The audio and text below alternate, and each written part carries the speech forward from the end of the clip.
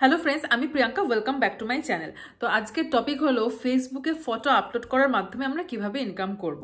তো এত বছর ধরে আমরা কি করে এসেছি, ফেসবুকে জাস্ট ফর ফান আমরা ফটো আপলোড করে এসেছি। অনেক অনেক ফটো জাস্ট ফর ফান আমরা আপলোড করতাম, বাট এখন ফেসবুক কিন্তু একটা দারুণ জিনিস নিয়ে চলে এসেছে, সেটা হচ্ছে ফেসবুক পারফরমেন্স বোনাস, বা বলতে পারো যেটা এখন চলে গেছে কন্টেন্ট মনিটাইজেশনের আন্ডারে। তো তোমরা এখন ফেসবুকে ফটো আপলোড করার মাধ্যমে অনেক ভালো ইনকাম করতে পারবে। তো এই ফটো আপলোড করে অলরেডি অনেকে অনেক ইনকাম করে ফেলেছে। তো আমি ছোট্ট কয়েকটা টিপস বলে দিই। চেষ্টা করবে দিনে 4টে থেকে 5টা ফটো আপলোড করার। একসাথে কিন্তু করবে না, দিনের বিভিন্ন টাইম ভাগ করে নেবে। ধরো গুড মর্নিং সময় একটা করলে, good afternoon, good evening, good নাইটের এই সময় একটা করে ক্যাপশন দিয়ে ফটো আপলোড করবে।